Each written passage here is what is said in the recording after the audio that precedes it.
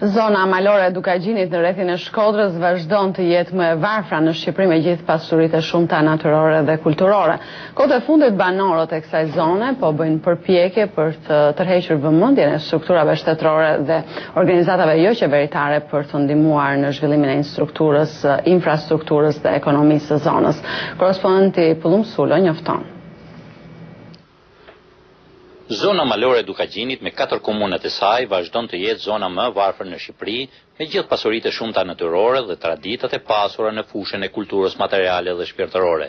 Prej më shumë se 15 vitesh, banorët e Dukagjinit po largohen nga fshatrat e tyre dhe kjo për shkak të varfërisë, mungesës së vëmendjes së dur nga struktura shtetërore, si dhe infrastrukturës së shkatëruar. Problemet kryesore sot është infrastruktura rrugore, e cila po pengon qoftë turizmin, qoftë në kultivimin dhe mbledhjen dhe përpunimin e byjeve medicinale, ka shumë, që shfrytëzimin e kullotave, pyjeve e të tjera deri minerale. Në këtë kuadër bëhen përpjekje, por më shumë është projekte se sa realitet. Ndërkohë, intelektualët dhe banorët e zonës së Dukagjinit, përmes botimit të revistës dhe gazetës së tyre, po bëjnë përpjekje për të tërhequr vëmendjen e strukturave shtetërore për të ndikuar në nxitjen e zhvillimit ekonomik të zonës. Njëri prej banorëve të zonës, Zev Gjetja, eksperti i Agjencisë së Zhvillimit të Zonave Malore, sapo ka promovuar librin e tij kushtuar Dukagjinit. Mendoj që pjesa më interesante e librit është pikërisht e ardhmja.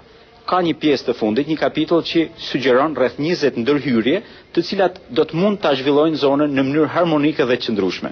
Për mendimin tim, Dukagjini e braktisë deri tash, por për fatin e mirë unë njeh njerëz që jetojnë në Shkodër, që kanë shtëpi në Tiranë dhe kanë kaluar 9 muaj të këtij viti në Theth për shembull, ose edhe në zona tjera, në Shoshë apo në Pult.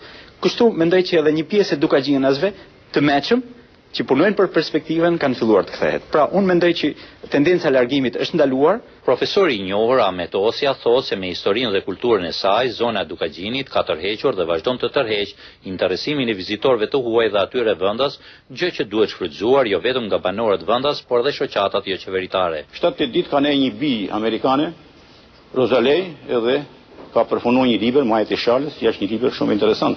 E rëndësishme është që edhe shumë të tjerë shqiptar janë përkushtuar, edhe libri mbetet vazhdimisht si një manual që mund t'i vlejnë individëve, mund t'i vlejnë organizatave jo qeveritare, të cilat sot kanë shumë nevojë për me bërë projekte, për me aplikuar, që të vajnë investime, që këto zona, këto pasuri të jenë sa më efektive, të jenë sa më të fuqishme për me bërë ndryshime në jetën e njeriut. Përveç banorëve të zonës, edhe qarku i Shkodrës së bashku me agjencinë gjermane GTZ po punojnë prej 2 vitesh për të tërhequr vëmendje drejt zonës së Dukagjinit në drejtim të përmirësimit të infrastrukturës rrugore, por dhe nxitjes së turizmit familjar.